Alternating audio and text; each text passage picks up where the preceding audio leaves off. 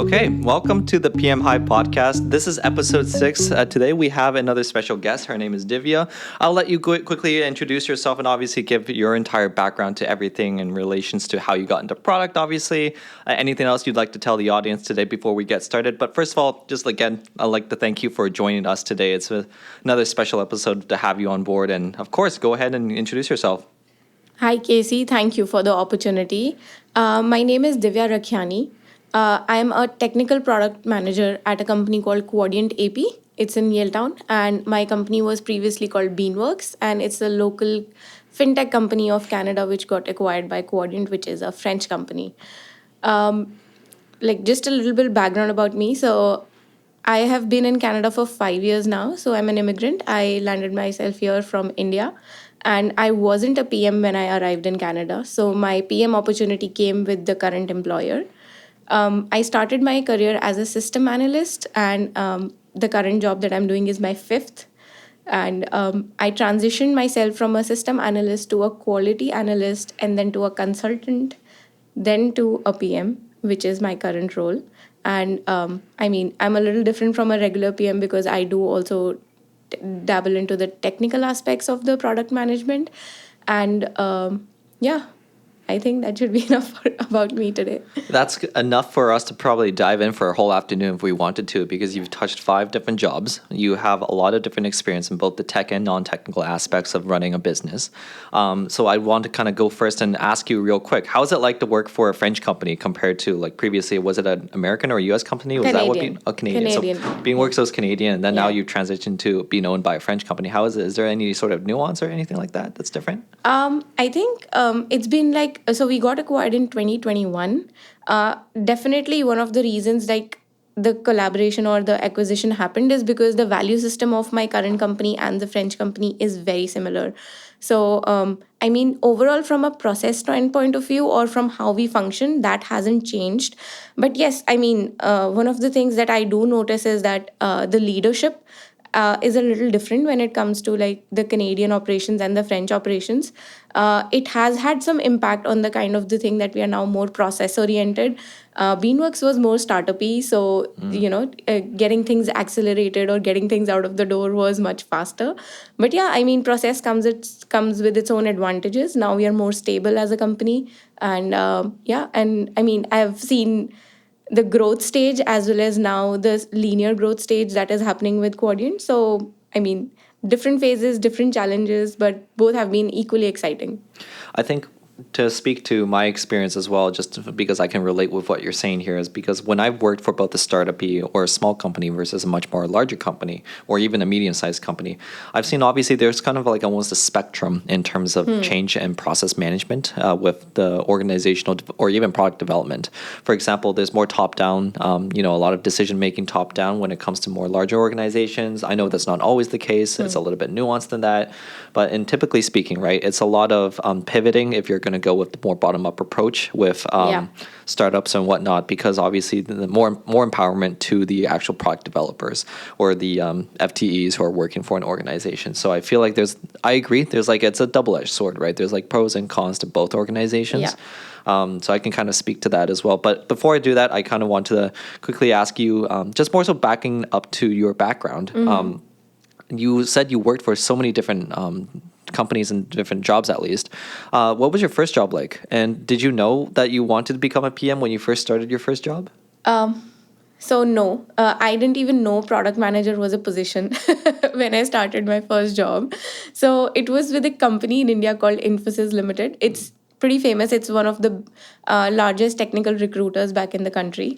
So when I started my job, I started as an intern, and it was a campus hire. And I had no idea like what a tech job looks like. And our training, which you generally get for like kind of an internship, was 6 months long. And even till we wrapped up the training, no idea what I'm getting myself into. At that point in time, because I was just exploring what this entirety of the tech scene is like, I was not very picky in the kind of project I wanted to do or what I would be given, but I was more like obsessed about where I would land myself in India, because that was my first experience actually traveling far from where I stayed, where I'm from in India. So I'm from the northern part, and we had to travel to the southern, and it was a new ecosystem, new surroundings and everything. So I was like, hey, like I want to be somewhere which is a little more cosmopolitan so that I can adjust and get started on my job. But unfortunately, that didn't happen, and I landed up myself into R&D in Infosys. So that was a new department altogether that they were starting, and I was like, okay, what is the first project that I'm going to get myself into? And because I was just intern turning to a systems engineer or a system analyst, they were like, okay, we'll figure it out. Like, we'll just put you on a project and we'll figure it out what you can do. Interestingly enough, we had a course in our internship called RDBMS, which basically talked a lot about how you do things at the back end, what technologies do we use, what do we do about when we are migrating from old database to new database. And I was kind of good at it. Like, out of all the subjects that we did at internship, that was one where I was better than the others. So when they gave me an opportunity on, okay, do you want to pick a lane? So I was like naturally gravitated to pick that lane. And at that time, the project that I worked on was like just a year old, not very old. So they were trying to change their tech stack. So they were trying to move away from an older database to Postgres. And I was like, okay, maybe I can contribute here because I kind of get the nuance. And that was my first project. And that project didn't last long. It was another, a year long partnership that I had with that team. But um, like when I started in that project, they had no customers because it was R&D. So this was an experiment that the company was running. And I was like, okay. And I remember at that point in time, we had a project manager. His name was Partha.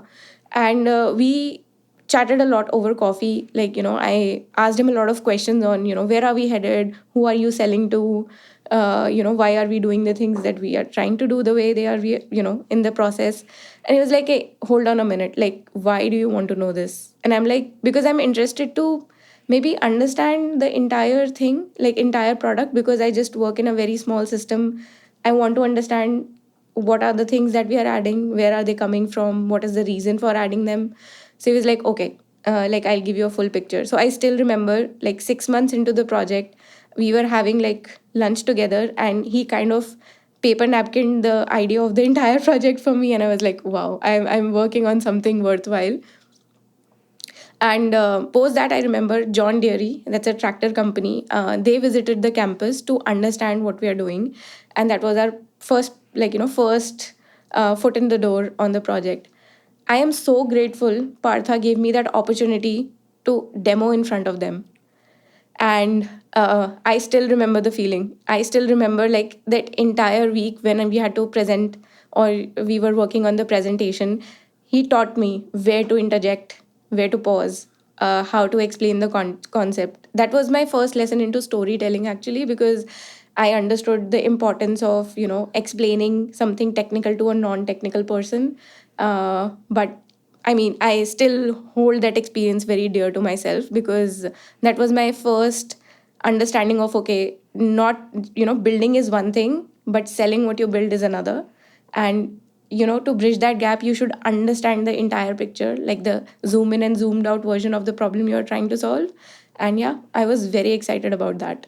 That's fantastic. And I'm assuming this all happened at Infosys, correct? Yes, that all happened at the Infosys. Wow. And then when you were doing your demo, was it to a non-technical audience? Yes, it was to the CFO and the CEO of John Deere. They had actually flown down, and they were in India, and they had flown down to Mysore campus. And I still remember the experience. And I had never faced a CXO group, and this was my first experience. And this was me, Partha, another senior that we had in the group. It was a great experience. When I first entered enterprise software, and I had a little bit of experience in enterprise software at SAP and a little bit at Viva Systems, but I didn't really get my full, a little bit of actual like immersion of it until I landed here at PlanView. And I realized to myself the way that you have to tailor your story, both the narrative of product development as well as what your problem you're actually trying to solve, and the ROI behind it, behind the business justification of it. That's what's really important to tailor tailor for even at the chief executive level, which I've had a few chances to really present, and I think I can kind of relate you with that. It's so hard because it's so much different than compared to like when you're talking about product development with your colleagues, like right across the room. Yeah. So that narrative piece, I feel like a lot of people understate that. It's something that a lot of people have to underscore, and it can probably carry with both of us throughout all of our careers. But Yeah. less about me, more about you. I wanted to ask, after Infosys, right? Where did you land next? Did you continuously go on this kind of journey, or did you know that you wanted to go product after that? No, I this stint was very small. Like this was 6 months internship and 18 months of work in the same project that I was at. Okay, a pit stop here. So I did present to that audience. They did not sign up. Just an FYI there. Okay. Yeah, but then I moved on to another company. It was called EMC Square when I joined it, but now it's called Dell EMC. So when I moved to that company, it was like an uncharted territory altogether. Like I had nothing to do with software. I was now going into being a system engineer for a hardware company who dealt with backup and recovery software. So EMC Square actually acquired a lot of small companies in its hood, and Networker was one such company that they acquired. And I used to work for Networker in EMC Square.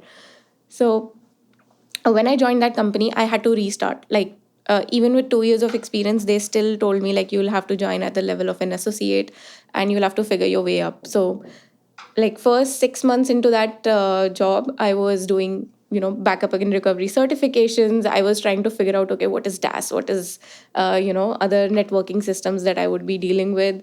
And like another interesting bit here is I never was at that point in time looking at such a company. Like this just landed my way through a referral. And I was like, okay, I need to take this opportunity, at least figure out what this is about. It's different, but it is worth it. Plus the brand name EMC Square was very big when I landed myself in Bangalore after Mysore stint. So it's like, yeah, it's worth the shot. So I didn't mind restarting basically. So while I was doing that, they actually hired me as a systems engineer on that particular technology, and they gave me a QA opportunity within the same product. So again, no idea what a QA does. Absolutely no idea. So I sat down with the team. I still am in touch with my old boss. His name is Silesh. I still remember when I got hired. He's like, okay, you will take time. You will take time to figure out the software. You will take time to understand why we do what we do. You will take time in understanding how does the hardware talk to software. But give yourself that chance. Give yourself enough chances to fail so that you can figure out through failure. And he said, give yourself a timeline to understand whether you're able to get it. So, and I remember I asked him, why is getting it so important? So he's like, that's what a QA does. Because if you don't understand the entirety of it, how can you tell what's going wrong somewhere? Like that kind of a thing. And mind you, this was me just trying to piece it together. And at that point in time, I was a manual QA. Like I understood the software, I understood what the release process is like. Then they upgraded. So this is us in 2013, 2014. So agile was not a fashionable thing back that time. So this was very much a waterfall kind of a model that we were adhering to. And yeah, and post those 4 months that I took myself to adjust in the thing, I first time understood the essence or the importance of a QA at a team. So my entire team was QA. Development happened in the States, and my per se product, like the decision makers were in the States as well. So this was my first experience like working with not a co-located team but a different international team. Also understanding, how does this work, like what is a release cycle, where does QA fit in. Like I still remember I told one of my friends, it's so funny that I came back home and like she's like, what do you do? Like define what you do. And I'm like, I have the power that if I say a no, release won't go forward because I am saying so. So this is the way I explained it to her, and she's like, oh, that sounds cool. Yeah. And I was in this stint with EMC Square for 3 years, and I had like three transitions that happened within the same role. So I started as a QA. Then I went on to become an automation QA. And by the time I left, I was actually working on a new tool with them where I was acting as an SME plus a QA because I had worked in the same area for 2.5 years. So I had gathered enough information or enough knowledge that I was like presenting my ideas to where can we go better kind of a thing. So I was an SME plus QA by the time I left in 2016. So there's something I want to pick out of there is the Yeah. fact that obviously when you started out, you wanted to learn the foundational skills of product development and all that sort of stuff from both the non-technical and technical side at Infosys. And then I'm assuming you went south to Bangalore to go to EMC Square. Is that what it's called? Yeah, so it's southern India, South India. So I was in a state called Mysore with Infosys. Then I moved to Bangalore Oh, I see. with EMC Square. Got it. And then when you were at EMC Square for 3 years, you got to touch both the manual QA and then the automation QA. And during that time, you developed this SME knowledge, which I feel like is a lot of it. A lot of companies kind of understate this because when you first start out within these different roles, you're learning the ropes. Is what one of my PM mentors used to tell me is like learn the ropes of the foundational process of how your product team works. At the same time, there's this other scope of learning how the business works and the industry itself, and how that ties back ultimately to your role specifically. Yeah. And the way that I learned it is that when you first join, you don't know what's going on. You're Yeah. just kind of learning the ropes, and you're just being told what to do, and you have to ramp up, so to speak. And then after you ramp up, you start learning a lot of more things, but you're still on that learning curve.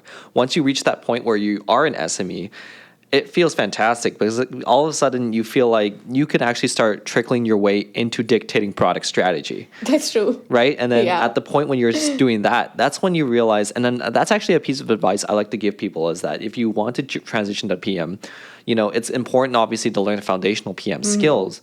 You have to somehow learn, for example, either industry knowledge or foundational PM skills to the point where you are able to trickle into product strategy a little bit Correct. and help dictate that somehow. And I feel like doing that actually opens the gateway into PM in general, because PM ultimately should be more of a strategy-focused role. I know it's not all the time because obviously there's still a lot of execution-focused. Right. But ultimately, at the end of the day, you want to showcase your ability to strategize and execute on that strategy and vision. And so I think that's at least that first half of it is something that I'm glad that you were able to kind of experience, right? Yeah, I mean, another very interesting thing about the SME part was that, you know, people often say that your skill matters, how you showcase your skill matters the most.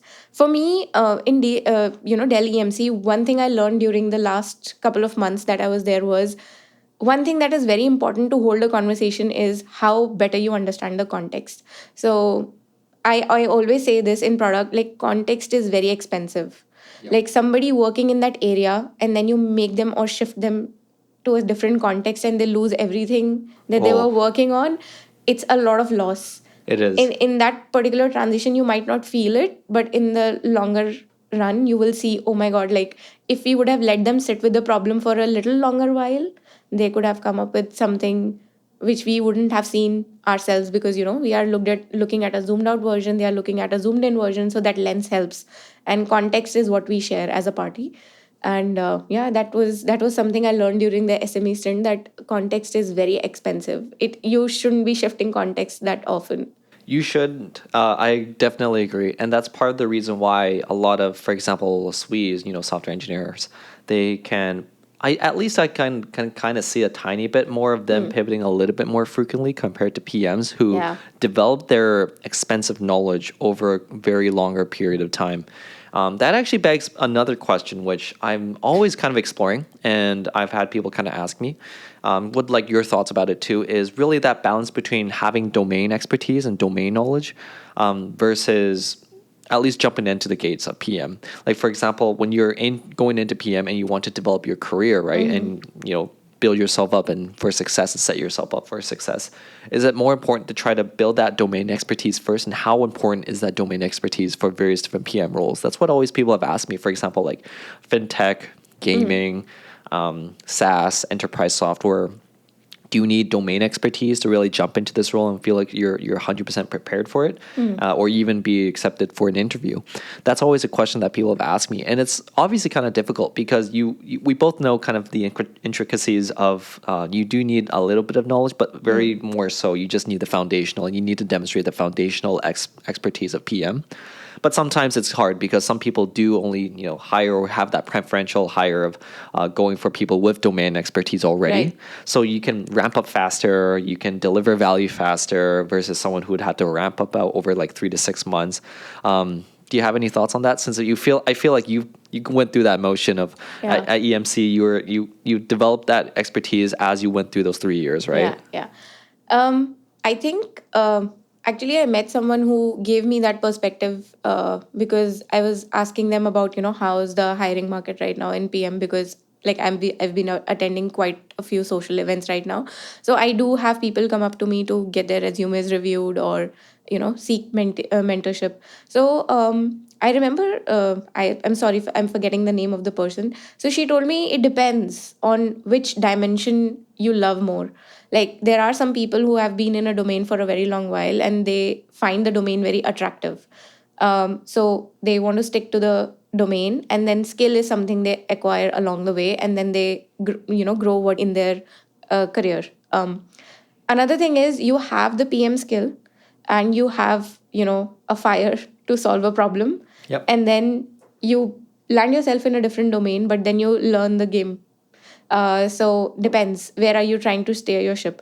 But generally I've seen if you have the domain knowledge, or if you can sit with the problem for a very long while, the other skill you learn faster, like because you know what you're doing, and then your PM skills get to the table faster, because then you're dealing with the same things as PMs do. You learn prioritization, you kind of know which problem is more important to solve right now. Right. You also get into the weeds of it. You actually are interviewing the customer in a better way because you know the domain, so you are asking better questions. So that's what my experience has been. And may I quickly ask you, it just kind of came up spontaneously, is what type of domains have you touched so far? Because I know you mentioned hardware, and you were Yeah. also at Infosys, which kind of probably touched a lot of different things, right? Yeah. Okay, let me jog my memory. So with EMC, I was working with backup and recovery softwares. Then I moved on to Thoughtworks, where I have worked with automobile retailer. I worked with airlines. Yeah, and with Infosys, I was working in agri-tech, and now I'm working in accounting. Feels like you just took me around the world. That's fantastic. That's brilliant. Obviously, it's nice to get that breadth of experience, but Yeah. then you also touched a little bit of depth just because of staying longer at, for example, somewhere like EMC, right? Yeah. And then I understand that some industries are probably a little bit more gate kept compared to others. That is Like true. I'm sure, for example, hardware or gaming or something like that, a lot of people would probably seek for prior experience within that domain. I know it's not at the end of the world, as Yeah. you've probably already depicted and demonstrated, which makes a lot of sense because at the end of the day, it's really understanding that foundational PM experience first before that kind of extra domain expertise is more so the cherry on top. Diverging just a tiny bit more towards back the direction we wanted to go with this episode is after EMC. How did you actually land your first PM role? Because I know we kind of touched on you getting to affect the strategy a little bit more. How did it go after that? So post EMC Square, actually, I wasn't looking to move. I was pretty happy where I was, but unfortunately, I lost my dad in 2014. So I had to plan my move back to Delhi, where I'm from. And at that point in time, work from home was an option with EMC Square, but it wasn't something that they, handed out literally. So, I mean, at that point in time, I was like, okay, I might want to look at opportunities somewhere back in Delhi. So then I went back home for a while, started like, prepping for my interviews, and I was trying hard. I was like very desperate to go back. So at that point in time, funny story, I was baking a cake at my friend's house, and my friend's friends arrived, and he's like, okay, I want to try it. And we were just like chatting very casually, and I asked him, where do you work? So at that point in time, he had moved a company. And he was like, I can't refer you here because you might not fit the bill, but I can refer refer you to an older employer that I come from. And at that point in time, I was like, okay, what is the company's name? What is the position about? Like I was like investigating about the job and what it entitled. So he's like, okay, you are a QA, so that skill is transferable. So let's see. And then he told me that he worked at a company called Thoughtworks. Used to actually, he had moved to another company now. So I was like, okay, I had not heard of this company but when I googled, what I found out was like very less chances of making it to the company because the interview process is as hard as Google, and I'm like, will I make it? But it's worth trying. So he was kind enough to actually put me in touch with a friend of his who was still working at Thoughtworks, and she guided me on, what matters, what do they look at, how the resume should be, or what's important basically. And yeah, and I took the opportunity. The referral worked. Uh, the interview was very intense. It was 4 steps, and the interview was a conversation where they were just checking my curiosity at every level. Yeah, coding mattered definitely. It also mattered on how I view things certainly, but there was so much importance laid on, would I fit the culture at Thoughtworks? Am I curious enough, or can I hold a conversation where I have to sit with a problem and then carry it around? It was intense that way, and I didn't know will I make it or not, but I knew I am just enjoying the process a lot. Like I loved the conversation. Like I still remember, like the interview went on for like 3 days. One was like on a phone. Yeah, one was on phone. Second was like 2 rounds in the office, and the third day I had to arrive for a behavioral interview. And even the behavioral interview was so good. They were asking me, what does giving back to community mean to you? Something of that sorts. And I was like, wow, a company paying so much attention to such nuances. So like the interviewing itself was a very joyful experience. I was like, okay, even if I don't make it, I am going back with a lot of learning here. And at that point in time, Casey, I had actually given many interviews. Like I had double digit interview count at that point in time. So I was like, okay, I don't know where this is going. I did land that job. I am so glad I did.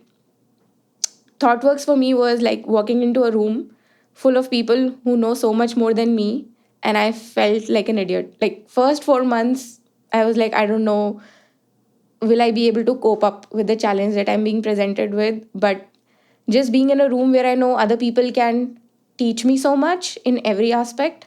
I mean, I was very excited. Like that feeling where you are nervous, afraid, but still excited. I felt that in the first 4 months of joining that. And funnily enough, at that point in time, I also wanted to dabble and see if I can land myself into an MBA because I was frustrated. So I was giving GMAT at that point in time. But just imagine, like, I'm in a new job. I have just landed back myself at home and preparing for GMAT.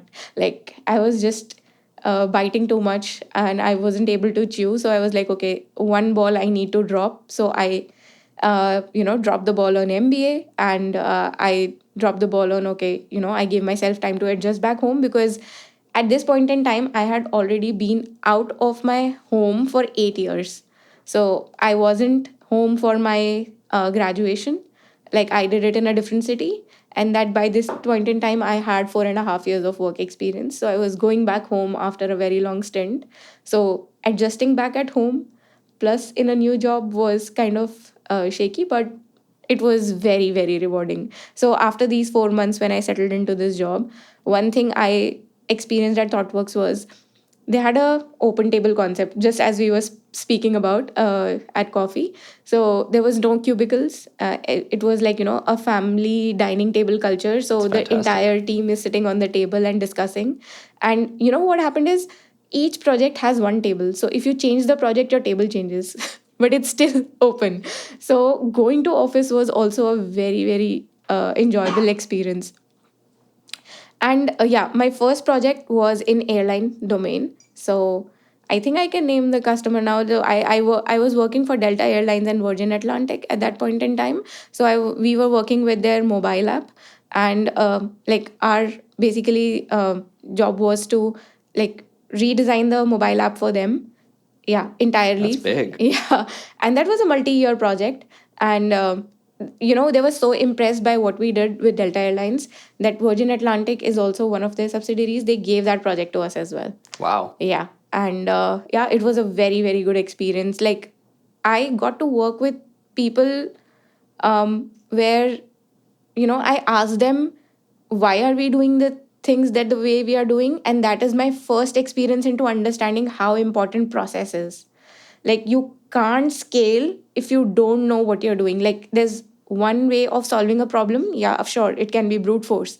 But if you take a step back and you understand you have to solve it a certain way so that you can scale, not just solve the problem for solving it, um, it's very impressive. So they have so many things which were such a joyful learning experience. They have this concept of inception. They take everybody, like, every new joiner to a different location. They tell them how things work at Thoughtworks, what a BA is, what a QA is, what a dev is, how does dev pairing work, how does this, three amigos principle work, why is it important, and how do you scale it, like what point of conversation to the customer is important, what does the customer want to hear, like what works for them, all these things.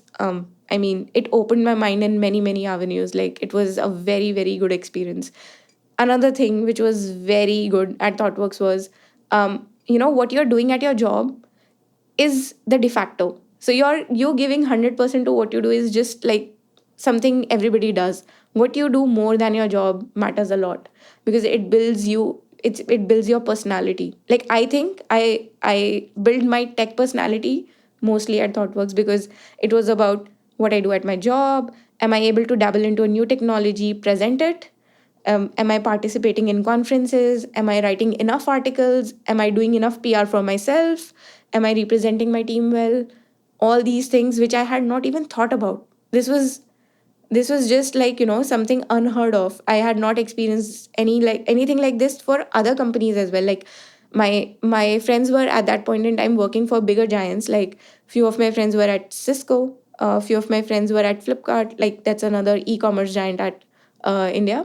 So even there, I have not heard people, presenting what they work at, participating in different conferences. Like, it was definitely internal, but Thoughtworks wise, like, okay, present here, present outside, seek opportunities where you can talk about yourself and your work. And, you should be your own PR kind of a strategy. So that was a very, very good learning experience. Wow, that's crazy. Yeah. I want to ask quickly because was it a QA role as well, or is it QA role? I Yes. see. Yes. It was a QA consultant role. Okay, interesting. Because you get the intricacies of the QA development side of things, but also you got to talk to a lot of stakeholders. I'm assuming Yes. through the consulting part of it. Yes. It was the consultant part of it, because so everybody is a consultant at Thoughtworks, because you are like, okay, not only are you working at a project, you also get to decide what are we doing, why are we doing that part. That discussion is something that makes you a consultant, because you are also trying to solve a problem in a better way, not Yeah. just solving it. So the part where I figured what PM is and how did that happen is, so in my second project at Thoughtworks, it was with Mercedes. The parent company of it is Daimler, so we were doing a project for them. So I was given an opportunity to do a product discovery or a feature discovery for Daimler, and I had the opportunity to go to Berlin with a UX designer. And the job there was that if we want to build a feature for the software we are building for them, what would be the best way to do it? Like, what is the psyche of a car salesperson that we would build that feature that would work best to our, best adaptability to the software. So at that point in time, we, like me and my colleague who was a UX designer as well as a researcher, we went there, we flew down, we had the opportunity to visit Mercedes office there in Berlin. And while there, we interviewed a lot of sales person there at Mercedes, and we got to understand, okay, how they sell. What is a conversation like between a salesperson and the person who is there to buy the car? What matters when you're buying a car? And what are the touch points, or what are the points that make the deal sweet, like, the non-negotiables from the point of view of a buyer and a seller.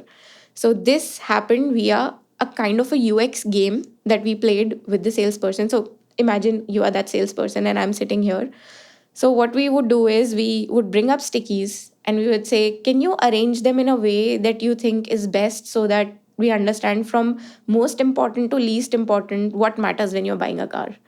And we played them with a bunch of salespeople who were at different positions. So, somebody who's at the door who greets the person, somebody who's at the table who's actually selling the car, somebody who's a sales manager at the same, retail outlet, and then maybe from the point of view of somebody who's actually just interacting or fixing appointments, like different users, but what Right. matters.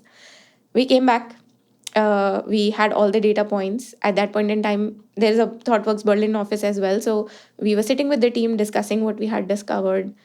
And that experience where I'm like sitting down and understanding, okay, this is how it's done. This is how you understand a problem and translate it in a way that you can provide a solution.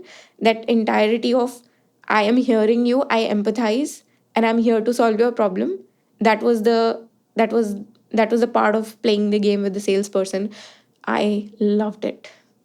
I loved it. I At that point in time I wasn't a BA. I was just a QA consultant, but I was just handed out this opportunity because I was like, yeah, I want to do it. I want to see how that works for me. So, I mean, my boss at that point in time was kind enough to extend this opportunity to me, but this was very eye opening. This was so good. At that point in time, I understood that maybe like a business analyst role at ThoughtWorks would suit my career profile more. But at that point in time, I had also landed myself a Canadian PR. So, yeah. And then my journey there stopped in 2016 August. No, sorry, 2019 August. 2016, I started there. Yeah. And then I moved to Canada. Got it. So before we dive into that, there is an actual kind of really interesting pattern I kind of noticed is that while obviously, there's this kind of ultimate vision of developing your career and exploring your career profile and potentially and eventually learning what the PM role is and realizing that the PM role might be the better fit for you, you chase those low-hanging fruits at first just to develop your career and just to develop and learn and both the foundational side of whatever role you were in, but also the SME side of the domain knowledge that entailed with it. And it seems like that all culminated in this Berlin trip to Mercedes where you had this epiphany of learning that, okay, so ultimately with these sales stakeholders and other stakeholders for that matter, you realize that this was ultimately, you were looking for something where you could be the center and enabler of a lot of different Yes. product development, time like product to the market side of things, right? And it seemed like at least that at that point in time, you knew kind of like had a decent idea, I would assume, of like you wanted to kind of chase something similar to a PM, but potentially not fully know what a PM was. Is that correct? Yeah, I mean, I wasn't chasing the title for sure. Yeah. I mean, so within ThoughtWorks, it's very easy to transition your career because they actually give you that opportunity because they do realize that if you're good at something, why not dabble in other areas and see what else can you do. So if I would have stayed, definitely that career transition would have happened into a BA role and maybe I don't know where. But yeah, but at that point in time, because I was looking at companies to apply in Canada as well, Yep. I didn't find a BA role. And that is where I was like, okay, maybe in Canadian market it is called a PM role or a product owner role. Yep. Yeah. Like, but unfortunately at that point in time that was just one thing I had done. I had not enough matter on my resume to prove I could transition into a PO role. So when I was applying, I was like, okay, let's go back to queuing for a while to understand if I can just transition a market because that's a pretty big change.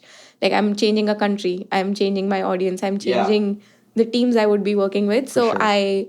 I was like, okay, with the PM title, I don't know how will that happen, but let's see. I know what I like doing. That was what I came with. And at the end of the day, it's not like you didn't already experience working with a team based in North America through EMC, yeah, right? yeah. So you already could probably tell like there are both differences, but there are also a lot of similarities. Oh, yeah.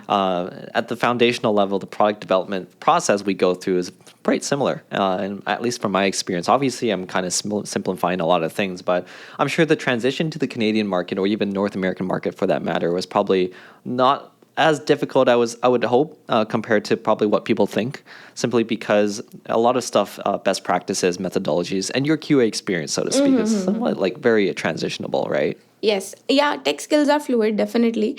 And just talking there, Thoughtworks is also North American. It's a Chicago based company. Ah, Right. Yeah. So I mean, I was pretty okay. I thought I would fit well. So like transitioning to North America wasn't the challenge. Coming and settling here with the new job was initially, but yeah, I was confident it'll take some time, but I'll find my way. Kind of a transition. just quick little divergement of 1 minute is wanting to ask you, what was the biggest challenge you suffered through when you were first immigrated here, from just a personal life perspective? I still struggle with that. I think if you do not have friends already, like making new friends when you move a country is can be quite challenging. Like you do find friends, but like that friendship circle is more of network, but not those deep friendships that you have been used to back home. Yeah. Yeah, I think that has been a challenge. Continues to be a challenge, honestly. Another thing, um, the food pattern. When you move a country, your body Oh, jolts you in a yeah. very different way. So the first year, I was just trying to figure out what is going on. Yeah. So that was a challenge in year one. Like because Interesting. my water is changing, my food habits are changing, my gut is resetting. Yeah. That was a challenge for sure. Interesting. Yeah. Okay, well, that's good to know, honestly, because whenever I vacation, I go to other countries, I experience a little bit of similar thing with the food patterns and all that stuff. Yeah. Interesting stuff. Going back on track a little bit, one of the second last, I believe, questions I wanted to ask you more so was I believe when you first immigrated here, that's when you landed that job at Beanworks. Is that Yes, correct? that is correct. And then did you start off from PM right away? No, I was a QA at the same company for 1.5 years. So I'll tell you something interesting about Beanworks. So when I joined Beanworks, there was just one QA in the company, and a contractor. So Interesting. and my boss at that time, Tom, we still in touch. Very grateful for his guidance throughout my career. So I asked him on day one or two, like, what is the biggest challenge that you've faced so far when it comes to queuing? And he's like, we don't have a team.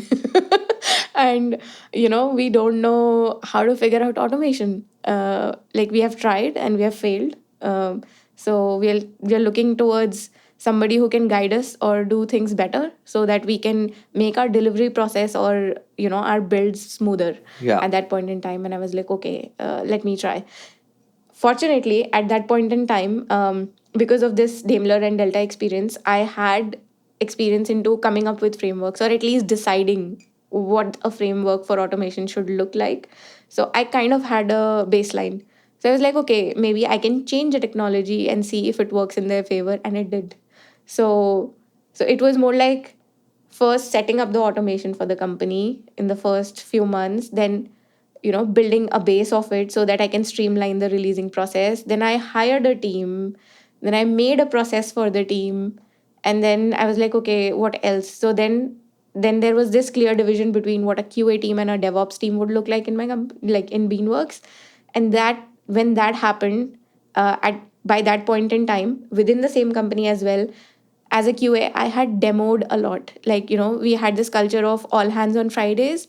So if something new is coming up, I would be that N2 cutlet and I'm like, I want to show what I did, kind of thing. So there was like lunch and learn sessions where you talk about what are you doing, or you demo a piece of software to company. Okay, this is new, that's upcoming. So I did quite a bit of that for the first 18 months at the company. And I think that was my pitch to my CEO. Like, see, I can do product, kind Yeah. of a thing. Yeah, and at that point in time, we did not have a full-fledged product team at Beanworks. Interesting. Yeah. So, So no product nor QA. yeah. Interesting. Yeah. Okay. I mean, there was like a hint of it, but since it was like very startup-y, like my CEO was also the CPO. We had a couple of people who were like, dictating what should get added in a very document type of a fashion. So we had like SMEs who had been with the product for a very long time, again, who did see a problem. They did understand why that problem exists in the first place. So they were the part of the product team which had no particular title, but they were serving that role. So there was no VP of product, a proper PM kind of a thing at that point in time. So this is how it was. And QA, yeah, there was just one QA. The QA who was there when I joined the company, so she was ramping me up on what they do. She quit in 15 days when I joined. And I was Wow. like, okay, now I'm the only QA. And then Right. there's Tom. And then Tom and I used to brainstorm a lot on what works and what will work for the current problem. And yeah, and that was also a very, very good learning experience, honestly. And like, I think 4 months into the same process, we hired another QA because we knew that now we are at a stage where we can leverage somebody else as well in what we have built.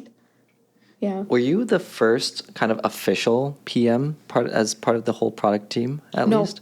no, Oh, okay. I wasn't.